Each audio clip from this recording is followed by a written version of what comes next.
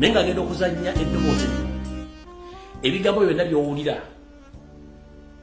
Lumbuye Broadcasting Service tabivunaanyizibwako nange sibivunaanyizibwako bya munnayuganda yenga ye bwalaba ensonga zino yenna anaabakoseddwa mu voice note eno gye ngenda okuzannya oba mu birowoozo by'omwami ono sivunaanyizibwako era giwulirize ng'okimanyi nti ebigambo bino si byange era si bya Lumbuye Broadcasting Service nsoose kuba disclaimer kuba nkimanyi biyinza okukwata abantu amu off guard ne bagamba ate kino kiki kubanga abantu amu tebaagala kumanya mazima nze nganze nagiwuliriza era njagala ngibateerene ebigambo bigenda okwogerwa si bivunaanyizibwako ne page eno tebivunaanyizibwako bya munnayuganda oyo ye eyagibwako katambala ku maaso wonna oba ekitongole oba enzikiriza oba omuntu bw'osanga ng'okoseddwamu ku bigambo bigenda okuba mu voice note eno sivunaanyizibwa oba oli waddemu okugivaako nga sinnagita ku bigambo birimu naye nga byamakulu naye nga ku bantu ambijja bbala bisa bubi nga tebaagala biwulira nsoose kukola disclaimer before nga sinazanya voice note eno nkiddamu eddoboozi lyengenda okuzanya sirivunaanyizibwako era sirivunaanyizibwako page eno bya muntu munnayuganda alina endowooza eyiye eyavaako akatambala ku bwongo so oba ddiini oba muntu ssekinnoomu oba gurupu y'abantu bwe muwulira nga mukoseddwa sivunaanyizibwako eri ndowooza ya muntu nga ye muwulidde bulungi nnyo kandi temuliwulidde bulungi nnyo abazungu nagamba akantu kano nakajjuke nti abazungu olusi bambi tubayita racist naye tebabeera racist bwe batugamba mbu tetutegeera bulungi oba amagezi gaffe oba si ekyo twali tetunatuuka kwefuga abazungu erudda nange mbalabanga erudda batuufu olaba abasumbeege gye bazanyako kati n'obugingo noŋŋamba nti if kyaki ya bugingo nereera ekyajjuza abawumba tutu ne basula emitwe ye n'ayendeguza n'awasa omukazi asooka n'amuzimbira kalina n'awasa omukazi n'ayenda n'afuna okubiri n'amuzimbira amaka bugingo yali atunula ng'esapatu esaana okusuulibwa kasasiro kati nga naye anyiridde naye nga sente azijje mu bantu mwe bennyini kugamba abafudde olusuku lwe ne mubanga mukyali basiru bazibu ne leero mukyagenda wa bugingo abazungu bambi olisi batugamba nti abaddugavu basiru tetugamba nti they are racist babeera racist bagezaako bagamba nti abaddugavu bana abafuulinga emirundi emeka bakugambye abasajja abazungu bwe bakuŋŋaana eberlin conference bamiitingayo nga mawanga ne gatema empenda ey'okugabana mu africa onfulagata amazungu bwe batuula bateesa africa tugigabanye tutya ne bateesa bwe bamala okuteesa africa ng'engeri gye banagigabana akakodyo ke bagamba tusikomyo nga missionary be babasookayo babalimbe n'eddiini babalimbe naki babalimbe n'eddiini babagambe mukama akulaba ojja kenda muggulu bw'onaakoloba ejja kenda mukeyeena naye nga bo kaali kakodyo nti bamissionary basookeyo frontline meaning diru yaabwe okutoola ani yakulembera ku byonna bakulembeza bamissionary ne bakulembeza ddiini ne balimba bajjajjaffe ne bawaayo amataka nga babagambye ogenda kufa ne lwaki ogenda n'ekiba ekisikire waayo ettaka kyaki neefuna amataka g'obwereere nga bajjajjaffe babalimbye empeera y'omuggulu okitegeera naye bwe banga bakirimba bajjajjaffe sijja banenya basajja batu kyali kintu kipya nga bonaona omusajja ekya n'aleeta ekintu ekipya akabadi akapya nga tokategedde tokaboy noka mwana gayi yanfera kubanga yaleeta ddiiru nali sigimanyi n'akagiwulira gwe gwali gusose bwe babanze bankuba naye mmwe bwe babanga bakyabakuba ne leero after 50 70 80 or 100 nga bakyabakuba ne leero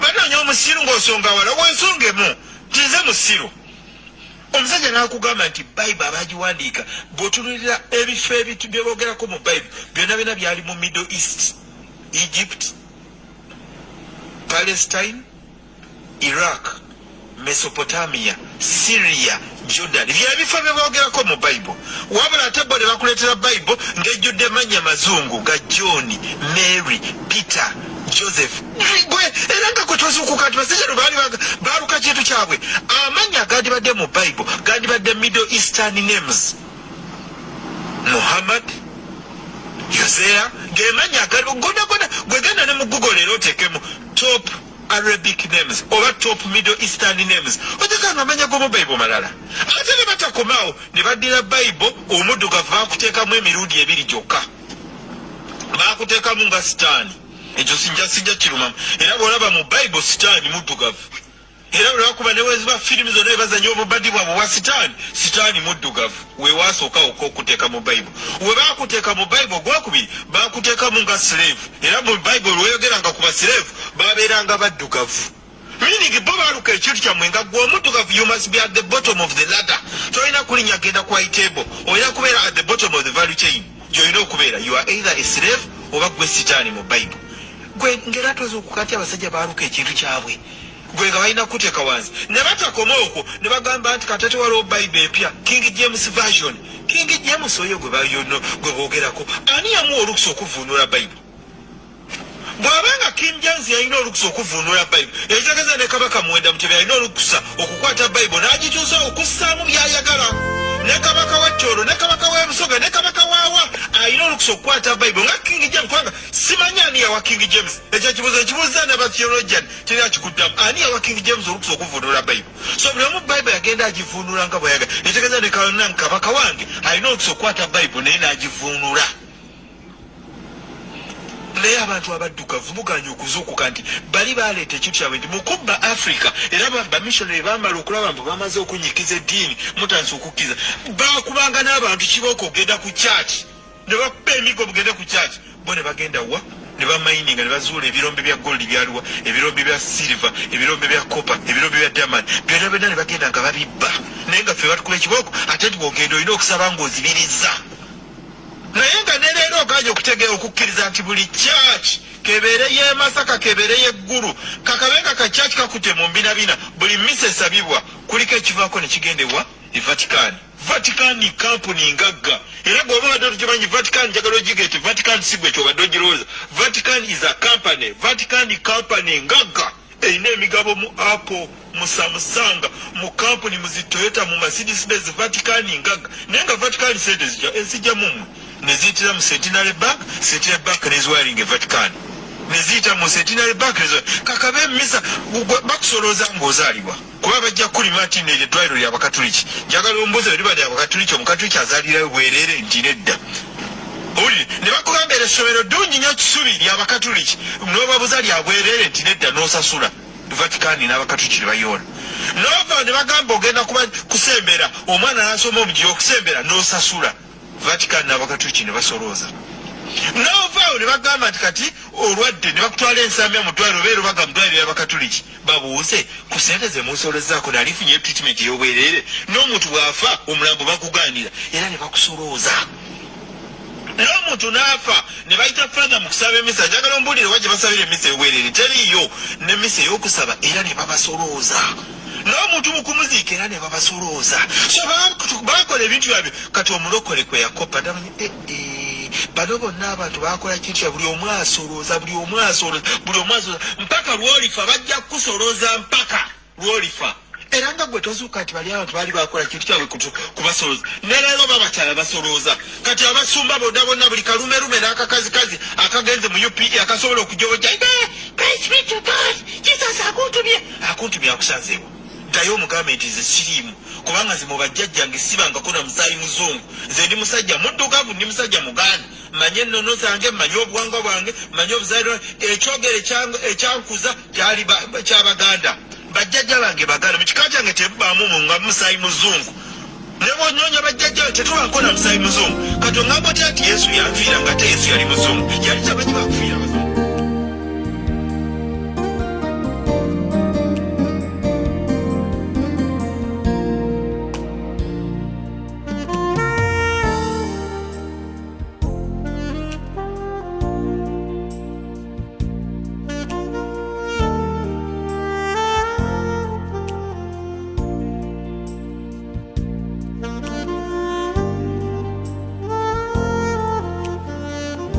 Nkulamusizaako nnyo mu linnya erisinga amannya gonna erya Mukama waffe Yesu Kristo omulamu wasuza otya Mukama akuumye atya yakwebaza Katonda ku lw'obulamu bwo yonna gyakukuumidde nkulamusizaako nnyo yonna gy'osinzidde mu bitiibwa byo mu maanyi ag'omwoyo mutukuvu odi eno nagiwulidde in fact waliwo omwana yantaaginzeemu batera okuntagingako mu bintu ebimu lwakuba ebimu sibiwa nnyo budde kuvaayo ku addressinga nga nze n'okumanya kwange okutono n'entegeera yange awamu ne society entono Mukama gyampadde okwogerako nayo.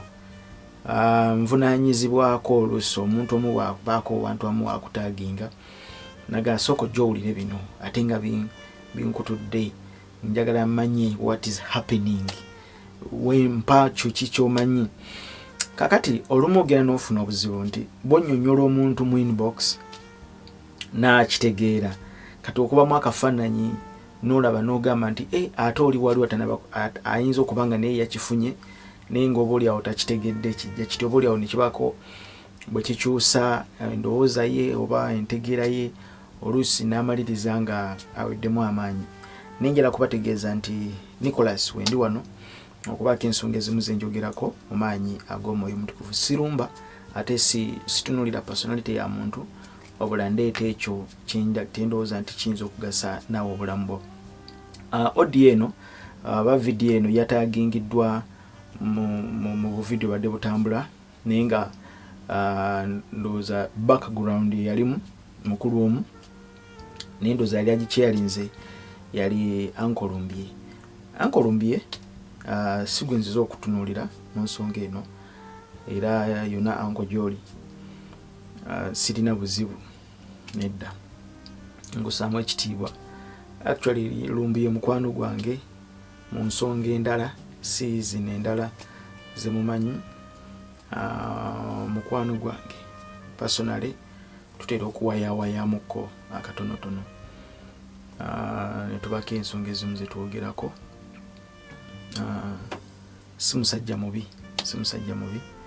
mukakamu awuliriza. Naye beside that nina nze ensonga endala zinjagala okwadressinga ze ensonga eziri emabega w'eddoboozi eryo ezoogeddwako. Kanziremu nkuwe audio eno video eno mpanvu si mpanvu nnyo naye ntonotono naye mulimu ebigambo bingi nnyo.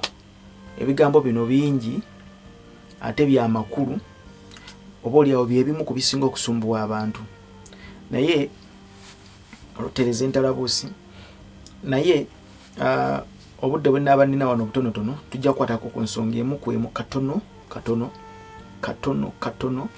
tusobola okulabika nti tuzitereeza. Kansooke nkuwe audio eno ddemu ogiwulirize bulungi nnyo. Wuliriza tovaawo.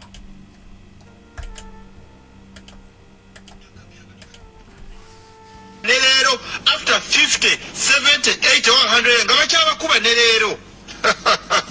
Naye nga ngenda okuzannya eddoboozi lino ebigambo byonna by'owulira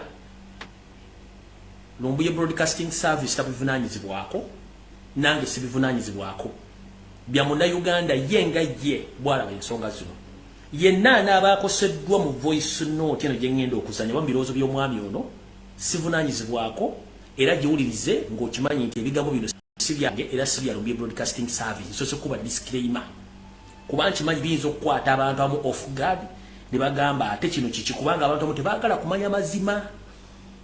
Nze nga nze nagiwuliriza era njagala ngibateere ne ebigambo bigenda okwogerwa si bivunaanyizibwako ne page tebivunaanyizibwako bya munnayuganda oyo ye eyagibwako katambala ku maaso wonna oba ekitongole oba enzikiriza oba omuntu bw'osanga ng'okoseddwamu ku bigambo bigenda okuba mu voice note eno sivunaanyizibwa oba oli waddemu okugivaako nga sinagita ku bigambo birimu naye nga byamakulu naye nga ku bantu bijja bbala bisa bubi nga tebaagala biwulya. Nsoose kukola disclaimer before nga sinazanya voice note eno. Nkiddamu eddoboozi lye ngenda okuzanya sirivunaanyizibwako era sirivunaanyizibwako page eno ya muntu munnayuganda alina endowooza eyiye eyavaako akatambala ku bwongo. So oba ddiini oba muntu ssekinnoomu oba gurupu y'abantu bwe muwulira nga mukoseddwa sivunaanyizibwako eri ndowooza ya muntu nga ye. Muwulidde bulungi nnyo kandi temuliwulidde bulungi nnyo. Abazungu nagamba akantu kano yakajjuka nti abazungu oluusi baba tubayita racist naye tebabeera racist bwe batugamba mbu tetutegeera bulungi oba amagezi gaffe oba si ekyo twali tetunatuuka kwefuga. Abazungu erudda nange mbaabanga erudda batuufu boolaba abasumbeege gye bazanya gwe kati n'obugingo n'oŋŋamba nti if kyaki ya bugingo nereero ekyajjuza abawumba tutu ne basula emitwe ye n'ayendeguza n'awasa omukazi asooka bila kalina nawasa omukazi nayenda nafuna okuyina amaka ye bujinga ya tunulanga sapato esano okusulibwa kasasiro kati nga naye anyiridde naye nga sente azijje mu bantu mwe bennyini kwegamba abafudde olusuku lwe ne mubanga mukyali basiru bazibu ne leero mukyagenda wa bujinga abazungu bambi olusi batugamba nti abaddugavu basiru tetugamba nti they are racist babeera racist bagezaako bagamba nti abaddugavu bana abafuulinga emirundi emeka bakugambye abasajja abazungu bwe bakuŋŋaana ebalini conference bamiitingayo nga mawanga ne gatema empenda ey'okugabana mu africa onfuna taata amazungu bwe batuula bateesa africa tugigabanye tutya ne bateesa bwe bamala okuteesa africa ng'engeri gye banagigabana akakodyo ke bagamba tukolewo nga missionary be babasookayo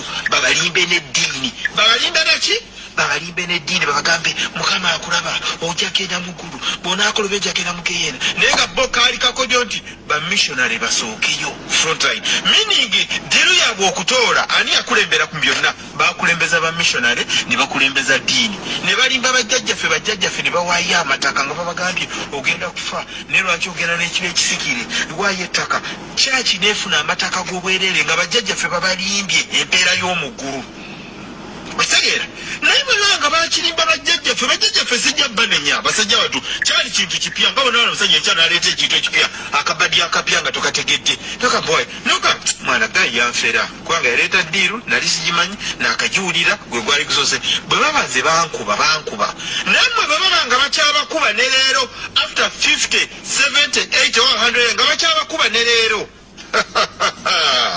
banoonya omusiru ng'osonga wala bwensongemu tize musiru omusajja n'akugamba nti bayibu abagiwandiika bw'otunulira ebifo ebitu bye boogerako mu bayibu byonna byali mu middle east Egypt Palestine Iraq Mesopotamia Syria Jordan byebifo bye boogerako mu bayibu wabula ate bo ne bakuleetera bayibu ng'ejjudde mannya mazungu ga John Mary Peter Joseph gwe era nga kwetuzuukuka nti basajja baali baaluka kintu kyabwe amannya gandibadde mu Bible gandibadde Middle Eastern names Muhammad Yosea gemanya gonna gwegenda ne mu Google leero oteekemu top Arabic names oba top Middle Eastern names otekanga amanya g'omu Bible malala ate ne batakomaawo ne baddira Bible omuddugavu akuteekamu emirundi ebiri audio mpanvu tujjagina tugitematemako naso se nenjikuwaako ku lubereberye awo nga tutandika nina ekintu kyenjagala tutandike nakyo ayogedde ku kya Berlin conference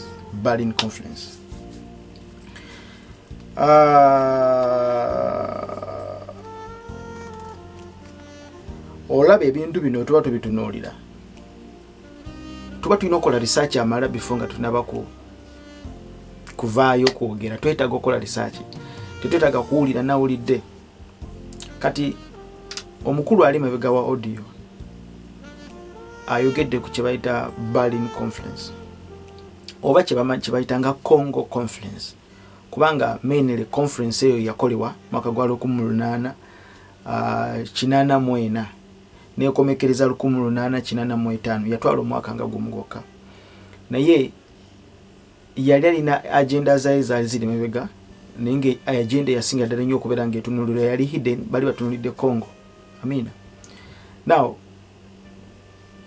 tulina mentality ffenna eyazimbibwa mu bulamu bwaffe naye ng'ezimbibwa by a political force oba ng'ezimbibwa bannabyabufuzi kuviira ddala sikati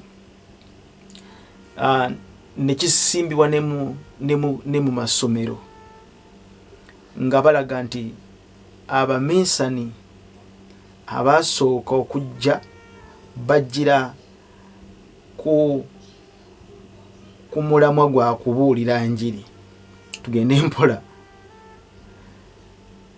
bajja naye ng'ekigendererwa kyabwe baminsani zaabo basookera ddala abo benjagala okwogerako nga njogerera Uganda generally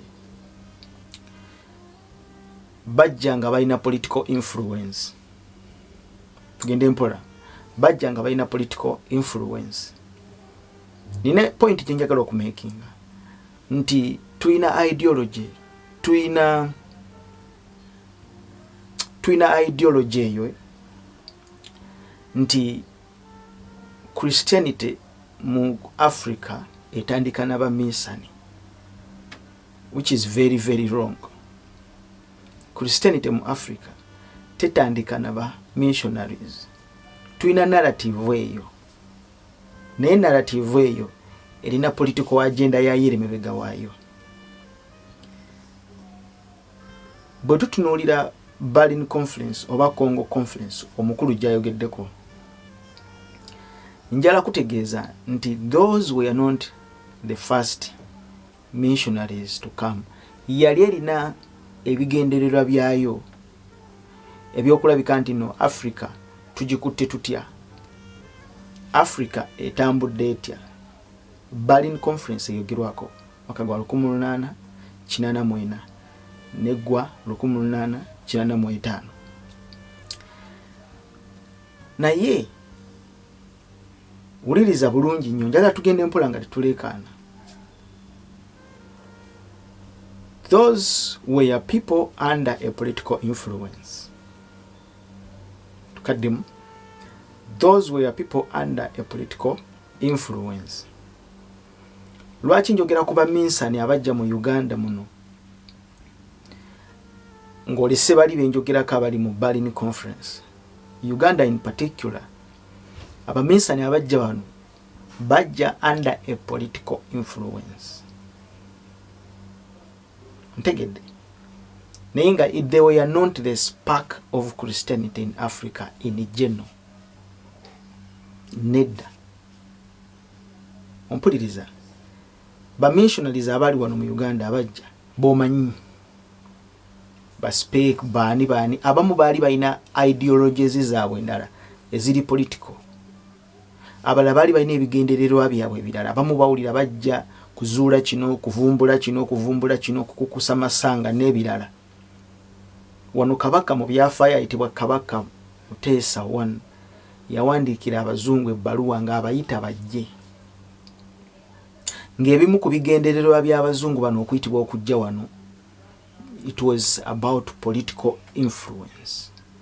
Yayagala kufuna maanyi amalala okuwamba obwakabaka obulala n'abalabe be abali bamwetoolodde, ng'abamu ku balabe be abali bamwetoolodde be babeeranga basiraamu.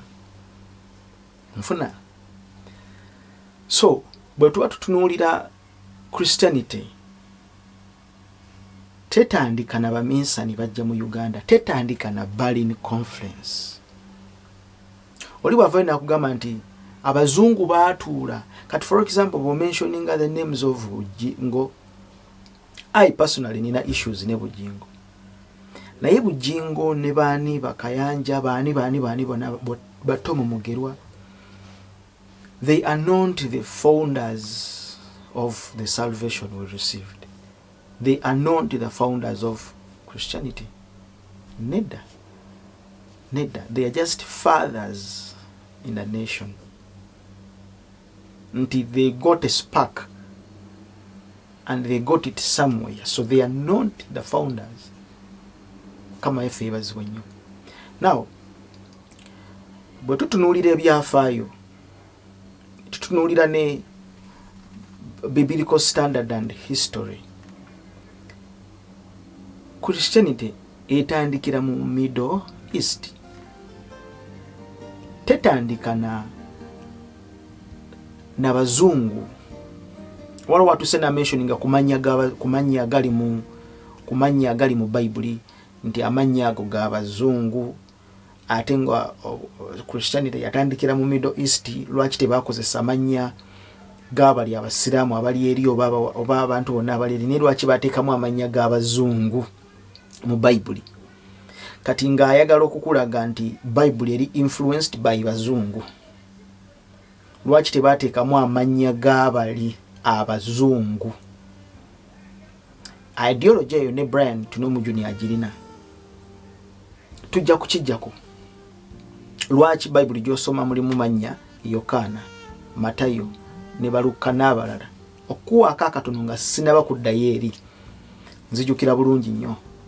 Nja kuzaayo mabega tusimbyewo ekigalo. Bible zino ziwandiikibwa mu lulimi oba originality y'ennimi zino zaalinga Hebrew na Aramaic kama ebazibwa.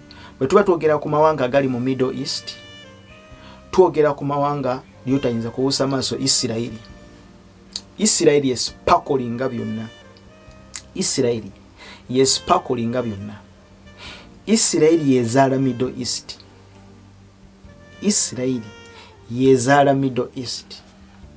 Isirairi yezaala Middle East. Ekyo sigenda kukirumba nnyo. Ne Isirairi yezaala Middle East. Bonfuna. Mwabasomi ne mutegeera kituyita Canaan land ne Isirairi erinnya ngalyo Isirairi n'okuviira ddala eri ku musajja mukulu ayitibwa Ibrahim ne Sarah awamu ne concubine waabwe Hagar. Ojja kutegeera kyenjogerako. So amanya gano gaali just derived. Kati okugeza ng'erinnya erya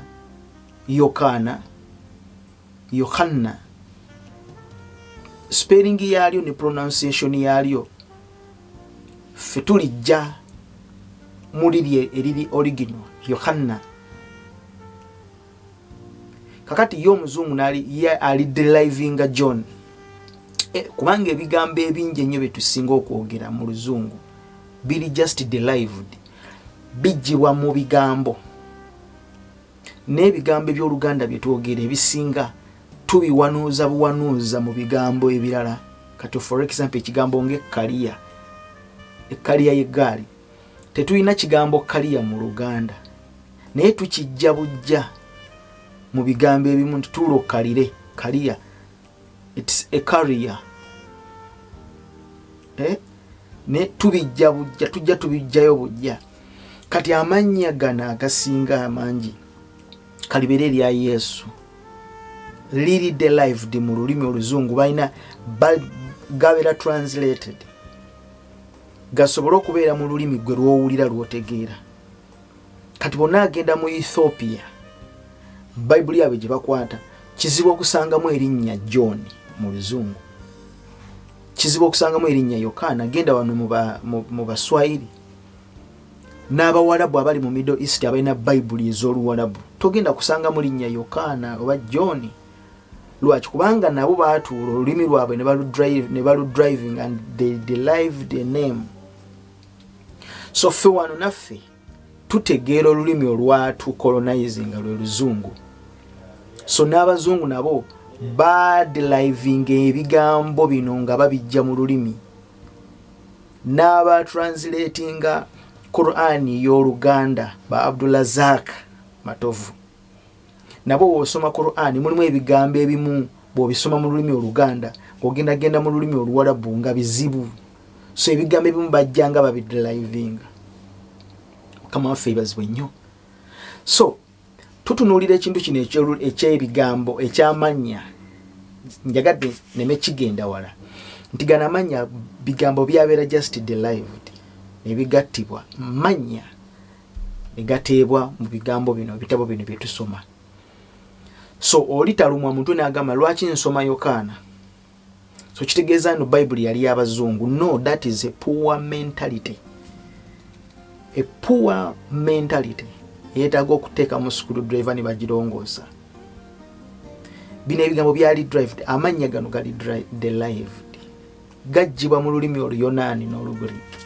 Now nkomyawo kitujja kujja tukirongoose olulala. Abaminsani bonna abajja nga bayitiddwa buyitibwa wano bajja nga balina political influence gye saagala kulumba. Bwe twogera ku Middle East, Christianity etandikira mu Middle East. Christianity tetandika na bazungu. This is a poor mentality. Christianity tetandika na bazungu. Tugenda kujja mu Bible. Christianity tetandika na bazungu. Christianity tetandikira ddala mu Middle East. Bwe tuba twogera mu Middle East, twogera ku mawanga agali mu Middle East nga Turkey, twogera ku mawanga nga Isirairi, twogera ku mawanga nga Saudi Arabia. Bw'otunuulira eggwanga erya Turkey,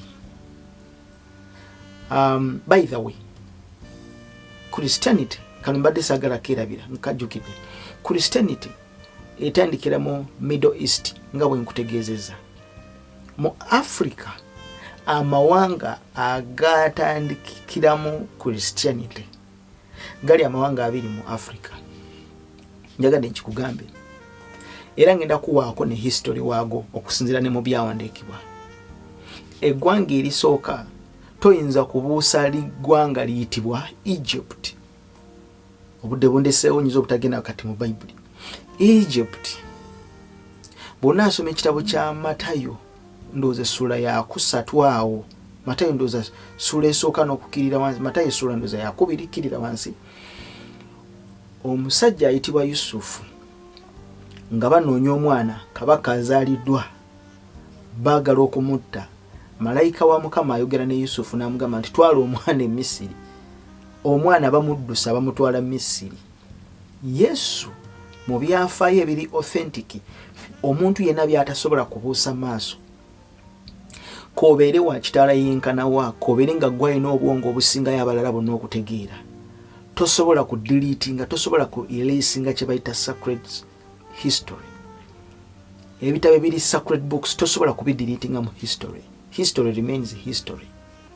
Akyaliyo n'olwaleero nga ne sites eziriyo mu mawanga ago zaafuuka tourist attractions. Tosobola kuminsinga history. Ayitibwa Egypt. Yesu ng'ava ewaabwe okumuddusa okumutwala nga bamujja mu Bethlehem bamuddusa bamutwala mu Egypt okumuwonya okumutta. Africa toyinza kuminsinga Moses nga bamuddusa maama we ng'amuteeka mu kisero amazzi ne gamukulugusa ne gamutwala ne gamuggusa mu Egypt n'akulira mu lubiri lwa kabaka. This is pure history. Nga n'aba Egypt olwaleero bamukkiririzaamu nga n'omugga bwe bamuteeka bagutwala nga kifo kya bulambuzi. You cannot delete this history. So bwe tutunuulira eggwanga Egypt ne waliyo Christianity. Mpuliriza mukwano gwange. Bwe tutunuulira eggwanga erya Ethiopia toyinza kubuusa ggwanga liyitibwa Ethiopia n'aligambye nti mu Africa yonna Ethiopia ly'eggwanga erizaala Christianity. N'alikigambye bwe nti kubanga ly'eggwanga number 1 eritaali colonized by any other country. Ethiopia eggwanga eritaali colonized erimu ku mawanga ndowooza amawanga galinga abiri endala ndyerabidde. Naye Ethiopia ly'eggwanga eritaali colonized. Teririko obufuge bwa muzungu. Twaligambye nti abazungu bagenda mu Ethiopia nayo ne batwalayo eddiini. Naye Ethiopia teryali colonized. Mukama yebazibwe nnyo. So Ethiopia efuna ate akakwate ku kiyitibwa Christianity. Ethiopia efuna ate akakwate Mukama waffe Yesu amentioninga Ethiopia mu Luka 11 n'olunyiriri lwa 31 ng'ayogera ku kye bayita Queen of South. Ng'ayogera ku gwe bayita Queen of South. Queen of South amentioningibwa mu byawandiikibwa mu kitabo ekiyitibwa eky'Abassekabaka ekyokubiri essuula ya 10 n'olunyiriri olusooka paka wona yagala okukoma. Bw'oba yagadde ebyandiko bagenda kubikuwa nga tukomyewo mu kitundu ekyokubiri kubanga information eno ogyetaaga. Tugenda koma mu kitundu ekyokubiri nkuwa ebyawandiikibwa bino. Kabaka oba kaddulubaale ngoba gwe tuyita Queen of Sheba. Kakati Queen of Sheba ali believed okubeera nti no sharinga roots za mirundi ebiri mu mawanga abiri. Sharinga roots mu Egypt ate ne mu Ethiopia. That's why kugamba nti mu Africa amawanga gali abiri gotasobola ku nga Uganda tunabana kugiteekako. So Christianity yaliwo even before missionaries bano abali na political agenda zaabwe. Bano abali balina political agendas zaabwe bajja nga balina ebyabwe bye okusaasanya era bali balina groups zaabwe zali ziwerako bano balemereddwa okutuukiriza agenda eno ne basindika abalala buli omu ng'ayagala kuwulira nti yakulembera scramble buli omu ayagala kuwulira nga yakulembera partitioning buli omu ayagala kubeera nti nze nsoose okukola kino nze nsoose kati musindikeeyo bano balemereddwa bano bafudde kati bano bamaze okufa kati musindikeeyo group endala. That was the agenda yaabwe okusinga teyali ya njiri. So Christianity tetandikira ku bazungu, Christianity etandikira mu Middle East. Ethiopia nkwe kyawandikibwa duka nange mu kitabo ekiyitibwa Luka 11 otuuseeyo bw'oba otuuseeyo nambako nti amina. Luka 11 ekitabo ekiyitibwa ekya Luka luludda obudde bundeseewo. Luka 11 kati nga bw'owulira erinnya lino Luka liri mu luzungu ndisomye mu luzungu oluganda n'agamba Luka naye ng'oluzungu luli Luke. Kati ojja genda okwesanga nga lulina erinnya lino lirina erinnya lye livaamu nga si lya luzungu. So mentalite y'omuntu agamba nti omuzungu yaleeta Bayibuli nkusekeredde nsana n'entuula naawe n'enkwabya. Luka 11 olunyiriri lwa 3 lugamba The queen of the south shall rise up in the judgment with the men of this generation and condemn them, for she came from the utmost parts of the earth to hear the wisdom of Solomon, and behold, a greater than Solomon is here. Boogera ku queen of the south ayatindiga olugendo okuva mu ggwanga erimu najja okuwuliriza amagezi ga Sulemaani. Era Bayibuli egamba nti kati laba asinga Sulemaani obukulu ali wano. Queen of South, quoting Queen of South, azza okuwuliriza amagezi ga Sulemaani. Yali ani oyo? Boogera ku Queen of Sheba owa Ethiopia. Bassekabaka ekisooka nakujjukiza katukisome kino tukimalirize. Bassekabaka ekisooka essula ya 10 n'olunyiro olusookirako ddala zigenda kubeera mpanvu muko simanyi oba obudde bunaatumaliza. And when the queen of Sheba heard of the fame of Solomon concerning the name of the Lord, she came down to prove him with hard question. Tukomyawo olaba nti boogera ku queen of Sheba eyawulira ettutumu lya Sulemaani ng'ayogera ku linnya lya Mukama. Oluganda lutugamba nti awo kabaka omukazi ow'esseeba bwe yawulira ettutumu lya Sulemaani olw'erinnya lya Mukama n'ajja okumukema n'ebibuuzibwa ebizibu. Kati ajja okukema Sulemaani ng'awulidde amagezi g'omusajja ono g'alina n'ettutumu lye olw'erinnya lya Mukama. Boogera ku Queen of Sheba, Queen of the South. Eri mu Luka 11:31 Mukama waffe Yesu amwogerako ndi asinga Sulemaani ali wano. Kakati Queen ono ayogerwako ono, Queen of Sheba yali Queen yali ava Ethiopia. So tulengera connection ya Mukama waffe Yesu nga connectinga n'omukyalo ono eyali ava mu South. Bwe tuba twogera ku South, Queen of South, twogera ku Ethiopia nga amwogerako. Tugenda kudda mu linnya lya Mukama waffe Yesu Kristo. Tovaawo tugenda kudda mu kitundu ekyokubiri mu linnya lya Mukama waffe Yesu. Amina.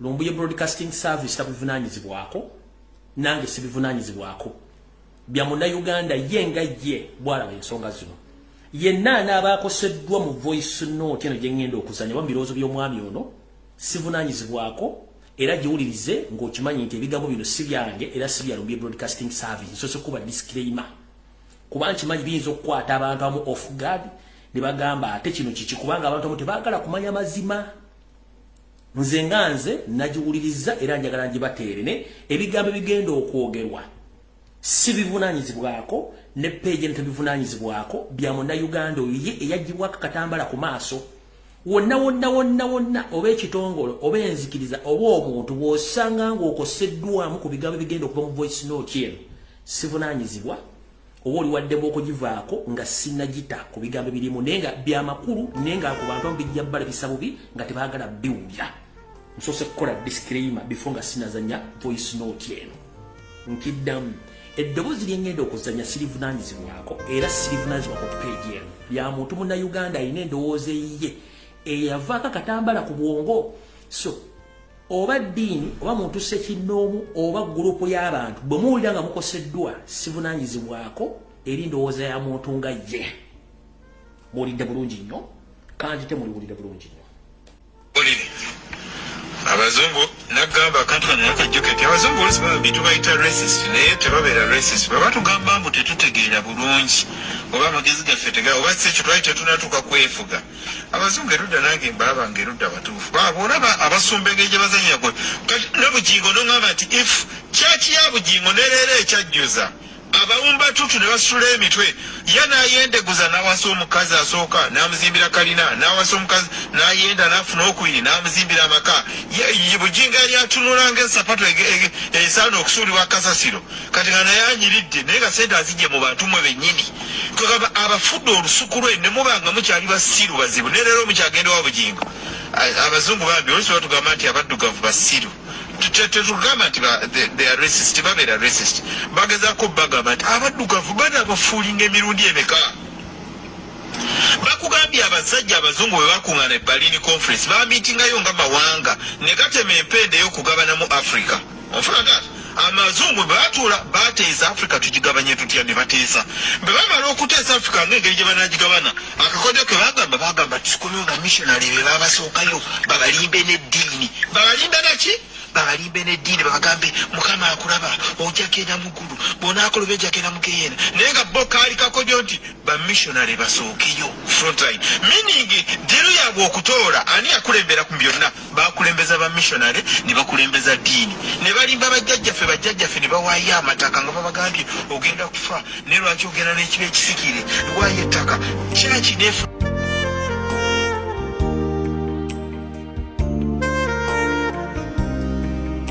yes kulika nnyo mukuwumulako kwetuvuddemu mu maanyi ag'omwoyo omutukuvu tunatera okumaliriza ekitundu kino tetugenda kukirwako tugenda kudda audio eno erimu ebintu bingi nnyo naye ate erimu obutamanya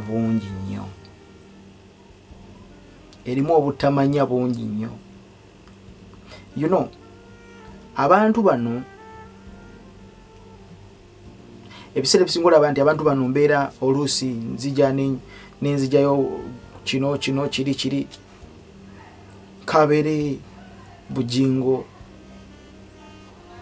personality ye ng'omuntu tadefining a Christ kubanga nkyagenda kutuula wali atuule mu B afuke mu mpale kasasiro ina gwali mu kukolera ku kituuti tadefining a Christ so tekitegeeza nti waba bikoze ontolo Kristo takyaliyo wabanga akoze byakoze byonna tekitegeeza nti oba wasizza abakazi babiri oba akutte ssente z'abantu n'azirya n'azimbamu biki byonna byakoze nga tanaba kuzimba kkanisa abantu baavu ate ye mugagga nnyo ebyo tebidefining a Kristo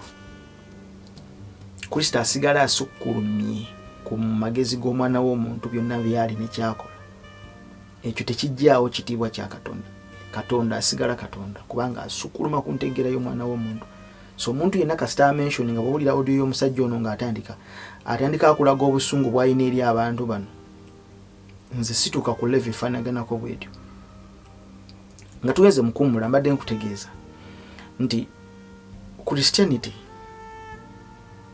etandikira ddala mu mawanga gano mu Africa nkutegeeza nti tulinayo amawanga gali abiri spako yonna eviira ddala ku ggwanga erya Egypt.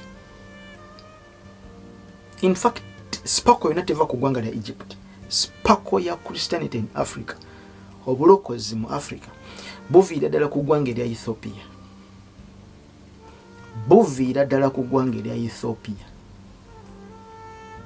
Ethiopia balina history agendedde ddala ewala. Ethiopia balina history agendedde ddala ewala.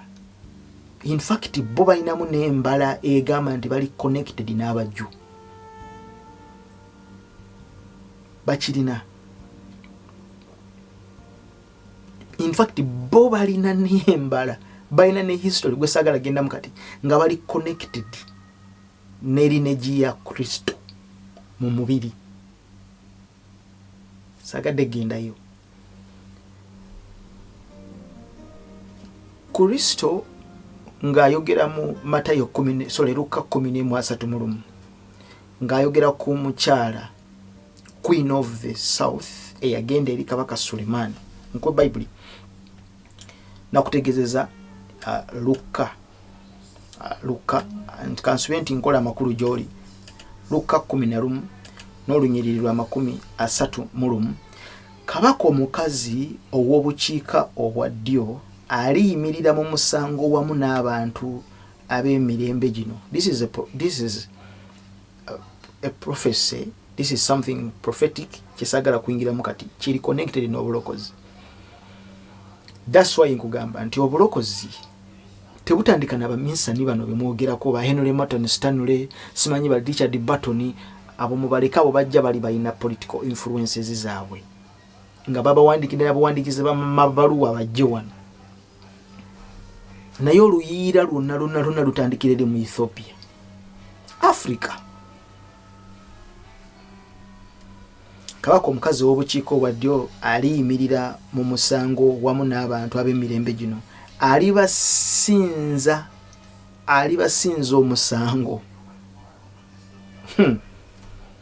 kubanga yava ku nkomerero z'ensi okuwulira amagezi ga Sulemani, era laba asinga Sulemani ali wano. Kati alibasinziza ki omusango? Kubanga yava mu nkomerero z'ensi, yava wala nnyo okugenda okuwulira amagezi ga Sulemani.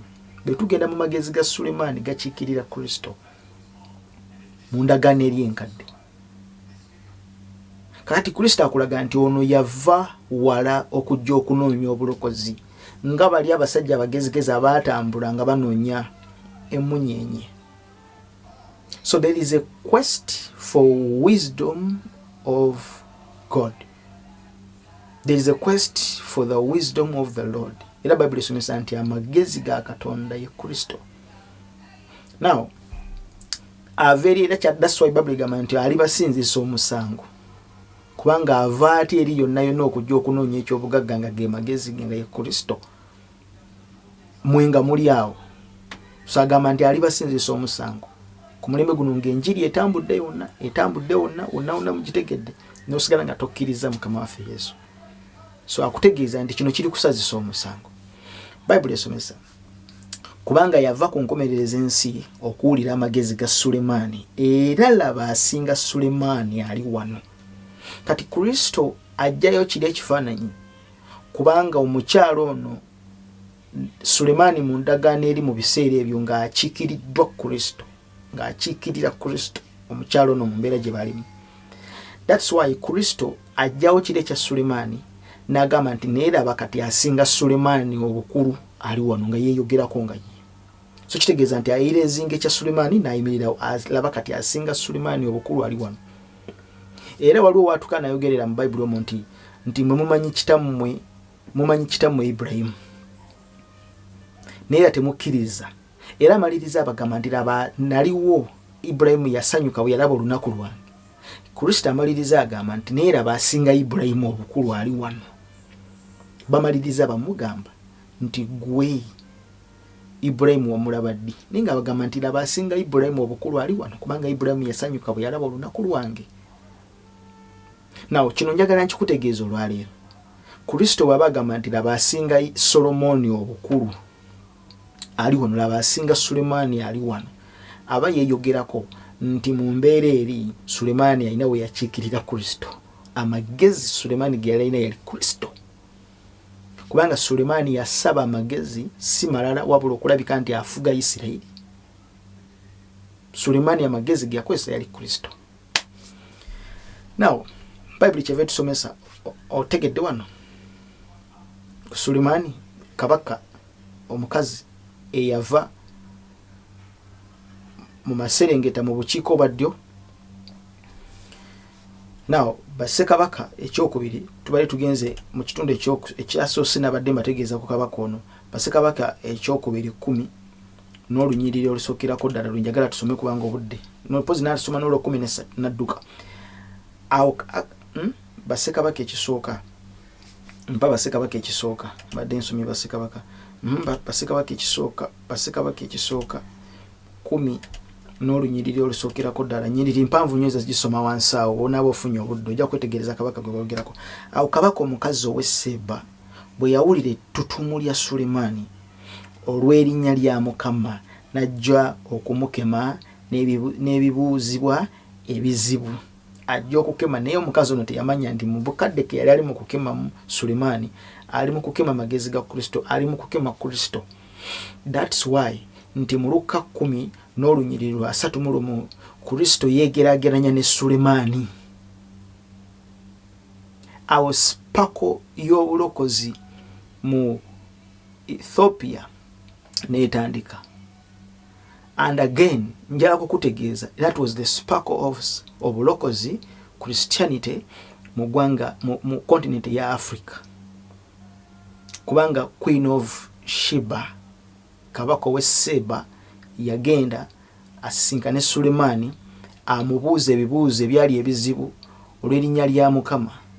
Sulemaani n'amuddamu byonna era onakkirira nsojja kulaga nti Sulemaani yamusibula n'amuwa n'ebintu binyo bye yali asabye. Kakati mukadde ako Sulemaani amagezi ge yali alina yali akozesa magezi ga Mukama waffe Yesu. Bonfuna.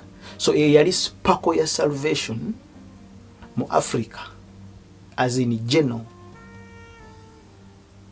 So Christianity mu Africa tetandika na baminsani. So nywa tetandika na baminsani bano be musoma ba John Henry Morton Stanley ne bani abalala. No. And in fact ne Berlin conference omukulu gyayogerako mu audio eno. Berlin conference ya juzi 1884 neggwaawo. Before that Christianity existed before the Berlin conference. So nkulaga nti Africa tulina roots ne salvation. Bwe tugenda mu ggwanga erya Egypt nkutegezezaako mu ggwanga erya Egypt. Mu ggwanga erya Egypt waliyo gundi bagiyita batya njerabidde bagiyita batya eno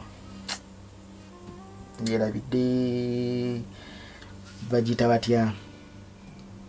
batya church eyo church emu ku church ezasooka ddala mu Egypt. Is it Coptic church? Bw'ogenda n'osoma ebyafaayo bya Coptic church tuba tutunulira Coptic church mu Egypt tutunulira roots z'abaposo Timothy baaposo Tito. Coptic church in Egypt. Saagala obeere muntu atayagala kukola kunoonyereza genda onoonyereze ojja kukitegeera nti once happened this in Africa before missionaries. Bwe tuba Coptic church aba Egypt bakimanyi bulungi nnyo. Aba Egypt bakimanyi bulungi nnyo nti abatume ba Kristo baakolayo omulimu. Sagala nkutwale wala ndoza n'amaliriza na kino kubanga bintu binnyo bituna okutunulira mu nsonga eno. Bwe tuba tutunulira Christianity in Africa tosobola kubuusa maaso mawanga abiri kikuume kino mu bwongo bwo kitegeere. Egypt and Ethiopia. Tukaddemu Egypt and Ethiopia. Ethiopia nkulaze lwaki era nkulaze lwaki Ethiopia etandikirwako obulokozi mu Africa yonna. Ethiopia back with Queen of Sheba. Bw'oba olina okunoonyereza okulala okulina eggwanga eri Africa eryasooka okufuna obulokozi ku mawulire ag'obulokozi nga si Ethiopia n'asanyuka mu inbox sorry mu comments wansi n'olimbuulira neze limanyi okusinziira ku research wange omutono nekyemmanyiko ekitonotono it was Ethiopia kubanga omukyalo ono Queen of Sheba yaleeta spako y'obulokozi yayogera n'amagezi ga Kristo okuyita mu Sulemani mu kitabo eky'Abassekabaka ekisookera ddala 10 Bassekabaka ekisooka olunyiro olusooka osome 10 yonna Bassekabaka ekisooka 10 n'olunyiro olusookera ddala okirire paka wansi lujja kuwa reference ya kabako yayogerwako n'amagezi agali ga sharingibwa nga amagezi ga Kristo era nga Kristo agamba nti laba asinga Sulemani obukulu ali wano asinga Sulemani ali wano statement yemu Kristo gye yakozesa nga agamba nti laba asinga Ibrahimu ali wano kakati bwe tuba twogera ku bulokozi ne Christianity toleeta baminsani kubanga abaminsani baali balina political agenda zaabwe twogera ku basajja abataali na political agenda bwe tugenda mu Middle East olwaleero obulokozi gye bwatandikira obusiramu gye bwatandikira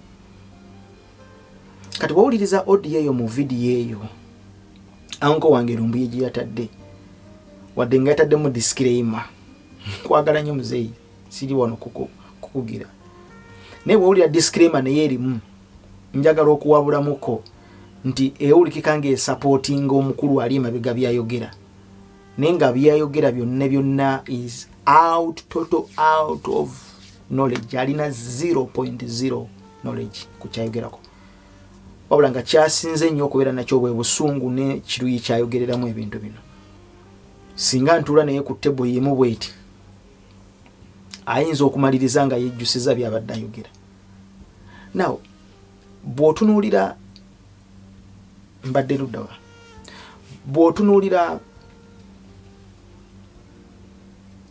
Ethiopia n'otunuulira ne Egypt tugisinzeeko tugitadde wansi now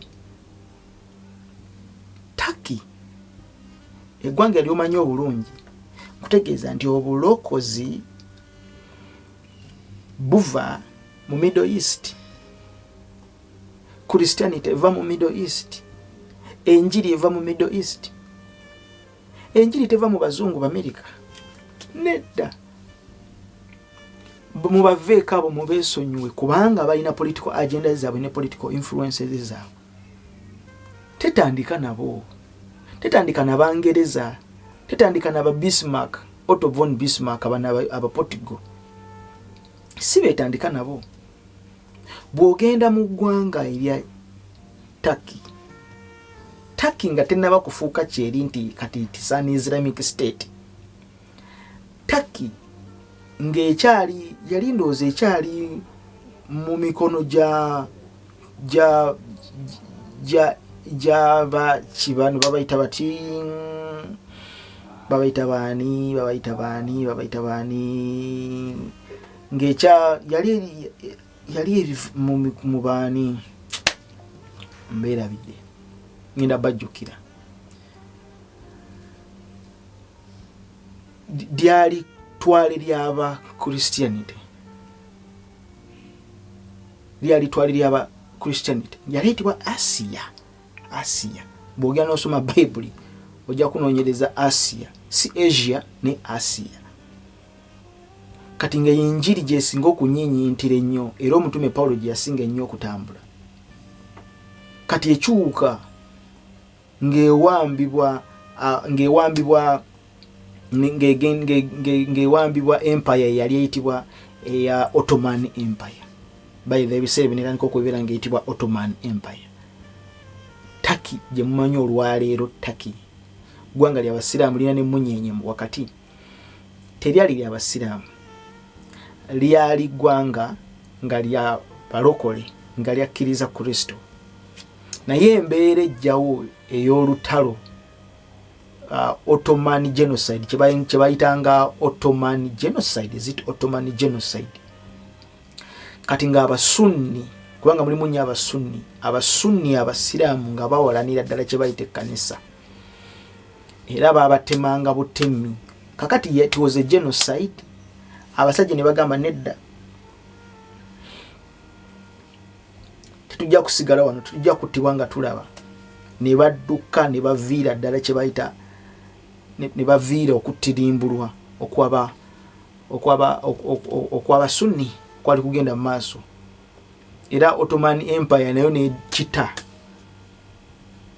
kati obusunni ne buwamba obusunni mu kuwamba kyekino olwaleero ekiriwo ndeetibwa Turkey basiraamu but before it was not an Islamic state nedda ekyo njagadde nkikkaatirize bulungi nnyo bw'ogenda mu Bible mu kitabo ekya kubikulirwa essula kubikulira essula ya kumeka kubikulira essula ya 2 bw'ona asome kubikulira essula ya 2 sooka kubikulira essula ya 2 eyokusatu awo nawo kusome kusula eyo 2 yonna ojja kusanga waliwo amakanisa agoogerwako amakanisa 7 sigenda kusomayo obudde bugenze amakanisa ago gonna 7 omwali kanisa ye theatre omwali kanisa yawa kanisa ya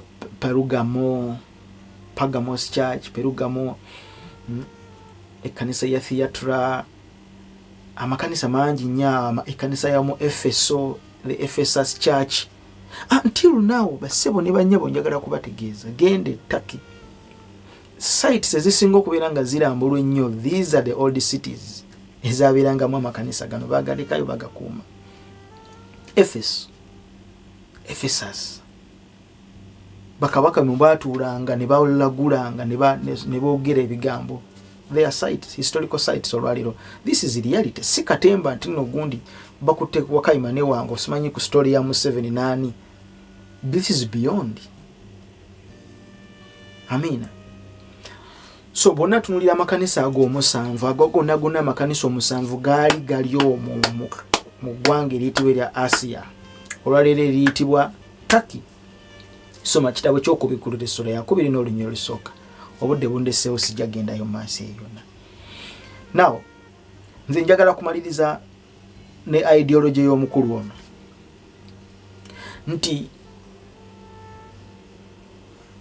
German conference so gundi Berlin conference 1884 si evaako abamisani abo baali balina political agenda zaabwe in fact n'abamisani abasookera ddala abasindikibwa bayitanga ba Londonese simanyi London Missionary Society mu 1888 omwajira ba Livingstone omumisani yasooka okujja wano in fact ba London missionaries basooka Berlin conference 1888 muddeyo musome history 1888 abaminsani abasooka okutambula kati 1888 myaka kumpi nga 4 gamaze kuyitawo then Berlin conference n'eryoka etuula ne basala entoto y'okulaba bute bagenda okutwalamu ebyobugagga byali mu Afrika n'okuwanyisaamu ebintu bali balina n'okunyweza territories zaabwe